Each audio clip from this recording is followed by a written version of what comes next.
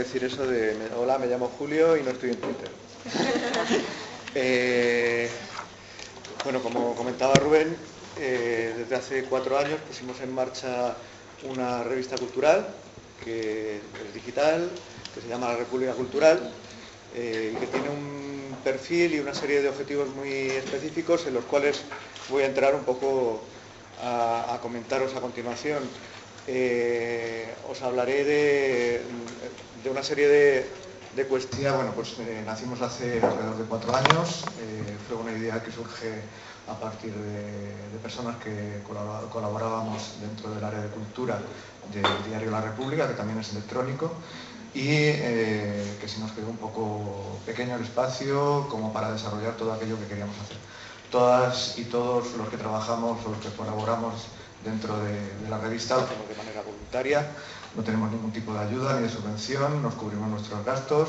y procuramos que sean pocos. Los gastos, no las personas.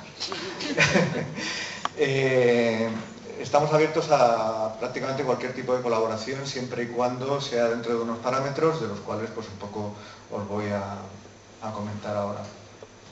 Para esto un poco voy a ahondar más en los orígenes de por qué se crea esto y de dónde surge la idea de la revista y de por qué el nombre, que yo creo que se desprende de lo que voy a contar, para brevemente, muy brevemente al final, explicar lo que Rubén me pedía, que era un poco decir qué tipos de contenidos o cómo seleccionamos los contenidos, que quizás sea lo menos importante si se tiene en cuenta lo que es el hilo conductor de la propia revista. Para empezar, quería citar a Federica Montseny en un libro suyo de los primeros que se llama La Indomable, que dice: si no pensara lo que digo, ¿qué valor tendrían mis palabras? Y si mis pensamientos no nacieran del deseo y la voluntad de realizarlos, ¿qué valor tendrían mis pensamientos? La idea por la idea es como el arte por el arte, juego inútil de colores, de sonidos o de palabras. La idea por la idea es aún un resto de la fría metafísica, que nada tuvo en común con la vida humana. Es la idea por la vida, es la vida por la idea, lo que debemos considerar digno de nosotros, la idea vinculada a nosotros mismos, confundida con nosotros mismos, preparando en nosotros mismos el germen de ideas y de vidas futuras en una creación que no puede ni debe terminar nunca. Quienes me conozcan un poco más, quizás les parezca un poco raro que... ¿Esto se va? Vale. Que empiece citando a Federica Montseny, porque hay otras personas quizá más cercanas,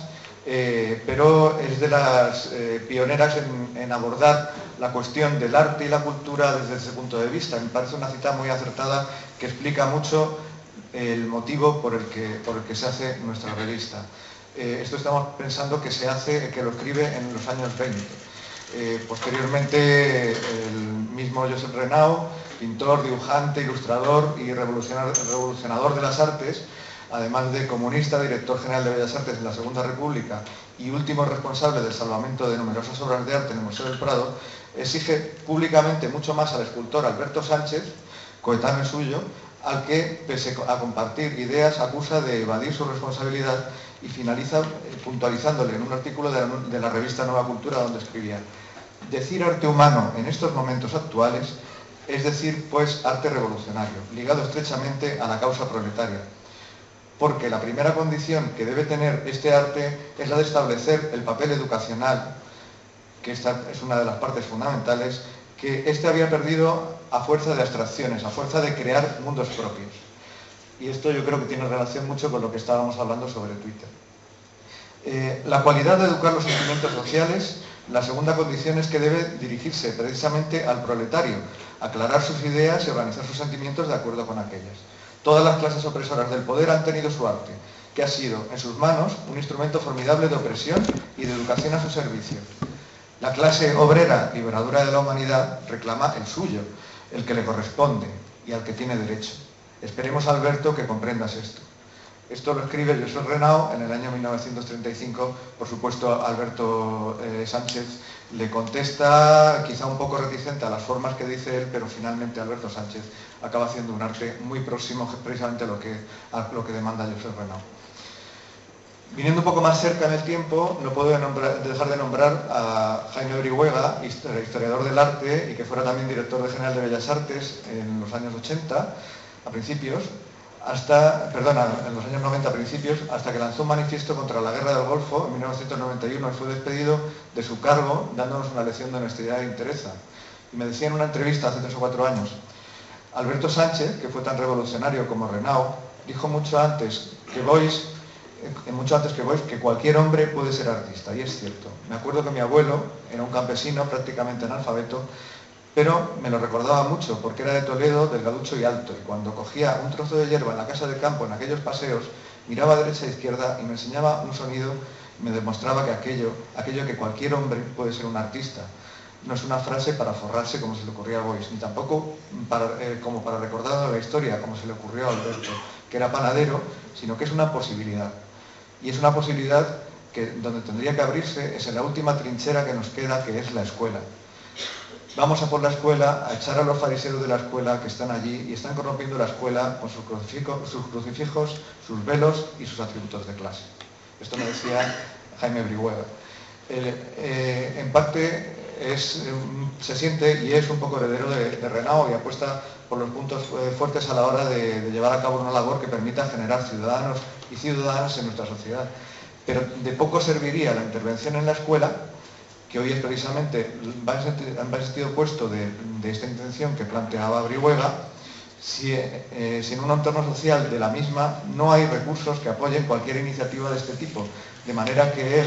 desde el ámbito del arte y la cultura, propone esta intervención, en tanto que nosotros, desde la República Cultural, nos planteamos impulsar la vía complementaria que facilita la andadura educativa de las escuelas. Por lo tanto, cuando se plantea la actuación ante el reto propio de poner en marcha una revista cultural, la visión es la de generar una herramienta que pueda ser de utilidad a quienes tengan intención de servirse de la misma para los fines que se plantean. Pero la otra visión es de una imagen de normalidad en el entorno cultural que trate de recuperar la línea que tantos marcaron entre el final del siglo XIX y el golpe de Estado fascista de final de los años 30. Desde aquel momento y durante décadas hemos asistido a un periodo en el que los aspectos como el del teatro se convertían en obras tabú y prohibidas o en meros panfletos de exaltación del franquismo o bien en exhibiciones anodinas de poco o ningún interés. Es decir, que entre ellas despuntan algunos autores que no dejan el intento de reconducir una situación más que adversa, junto con la gente más joven que no puede evitar sentir la necesidad de escribir trabajos de calidad y contenido. Algunos de ellos podrán sacar adelante excepcionalmente ciertos títulos para luego desaparecer del panorama durante décadas. Otros tendrán que optar por abandonar o marchar fuera de nuestro territorio. No hablemos del cine, que ni que decir tiene, sufre una situación similar con el agravante de someterse a cortes de la censura, que impiden ver grandes obras maestras y que, a diferencia del teatro, no es susceptible, como lo es el teatro, de modificarse mediante una improvisación en escena que dé con los actores en el calabozo o en la cárcel tras decir lo que tienen que decir, sino que aquí se mete el tijeretazo y asunto concluido. En el ámbito musical, por no dejarlo de lado, todos tenemos en mente el mundo de los cantautores que recuperan a la poesía de mucha gente prohibida o enterrada en el olvido de una escuela que ni siquiera cita en su programa educativo. Pero hay casos más graves, como lo es todo un género, el del flamenco, utilizado por la dictadura para castigar a sus mayores artífices, la etnia gitana,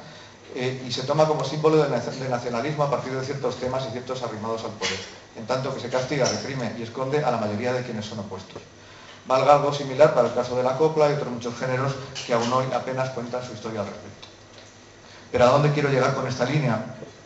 Pues nada más y nada menos que a la situación actual, en la que es mucho más grave lo que ocurre, o lo que me parece que ocurre, que tras la supuesta transición en que todo cambió para dejarlo como estaba, tras aquel periodo de prohibiciones y carencias en que la cultura para adultos era poca y para niños era entre escasa y pésima, el mercado neoliberal, como continuador de aquel, decide asaltar todos los ámbitos de la cultura para transformarlos en negocio fácil, carente de todo contenido, con las formas de una oferta cultural, pero con el fondo de un negocio comercial que, bajo el lema de comprar y tirar, ya que ni siquiera el usar cabe entre medias, y así el teatro de niños apenas llevado adelante por algunas compañías en condiciones desde la Segunda República, es invadido por una auténtica banalidad apenas clasificable dentro de los pasarratos, dignos de olvidar inmediatamente. Similar camino sigue el cine, con una auténtica invasión de productos manufacturados en el marco de unas premisas ya determinadas que ni siquiera tienen posibilidad o intención de competencia en un cine de calidad. ¿Qué generación se forma a partir de este nuevo panorama? Pues una generación de personas sin criterios, objetivos de lucha, ya que todo cabe y todo se puede ofertar. Luego, ¿dónde está el problema? El problema está en que uno no se hace evaluar, no hace evaluación ni distinción entre el producto basura y el de calidad cultural, o el educativo o el formativo. Hace décadas que este problema debió ser atajado, pero la realidad es que los medios de comunicación incluso contribuyen en la línea comercial, nunca la de análisis o fomento de la cultura. Tras un velo de falsa apariencia crítica, los grandes medios, en general también los pequeños, tocan el debate sobre lo que califican como menos malo, para ocultar la realidad, que hay un mundo de una transcultura, es decir, de una cultura que se ve ensombrecida por el gris de toda esa basura y que ahora mismo está explotando bajo la presión de un nivel ínfimo impuesto por el entorno comercial hasta que desaparezca o reviente. La desaparición es algo que ni me planteo, ya que la ola de las generaciones creadoras es como una especie de tsunami cultural, así que confío en que las vías de salida permitan tener una vía de escape para llegar a la gente y remontar a la caspa previa. Puede que caigamos en la impotencia a la hora de actuar y de abordar una vía de escape que permita fomentar una de las múltiples propuestas que contribuyen a ofrecer una posibilidad a toda esta oferta que se escapa a las vías oficiales. Pero desde su inicio, la intención de la República Cultural es establecer un fino puente roto en su día y jamás restablecido con aquella cultura republicana que fue el periodo más rico y más lúcido de nuestra historia, culminando en un instante de fulgor internacional. Ahora tenemos más posibilidades y más oportunidades, pero tendremos que tomarlas y utilizarlas, porque hace mucho tiempo que nos las vienen negando. Así que nuestra revista construye, aporta, impulsa, pero no fabrica, no repite ni esconde lo que la gente de todas las edades, especialmente las más jóvenes, tienen que ofrecer a nuestro panorama cultural.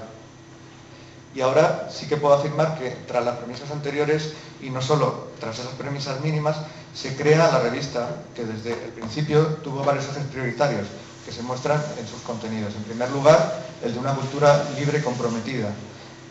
En segundo lugar, el impulso a la mujer y el panorama cultural como cuestión que es ineludible hoy día en que sobresalen en la medida de este entorno. En tercer lugar, la apertura a las líneas más jóvenes que demuestran que pueden llegar como mucho más allá de sus predecesores. En cuarto lugar, la recuperación del marco histórico y su visión actual de todo lo que se ocultó y que hoy terceras y cuartas generaciones de republicanos y republicanas necesitan sacar a la luz pese a los poderes reales y fácticos. Y por último, y en el centro de todo, la apuesta por la creación y el reconocimiento del sentido crítico en toda época. En este sentido, bueno, pues creo que lo mejor a la hora de juzgar y comprender el contenido es analizar un poco lo que se hace dentro de nuestra propia revista, pero también tener en cuenta que es una revista abierta, que está abierta a todas las colaboraciones, que ahora mismo, bueno, que han pasado muchas personas por dentro, han estado el tiempo que han considerado necesario, algunos siguen desde el principio, algunos se suman cada día y que cada uno tiene la posibilidad de expresar dentro del ámbito de la cultura aquello que cree que puede ser necesario para establecer un nivel crítico, para generar un debate o para favorecer el desarrollo de la cultura de nuestro entorno. Gracias.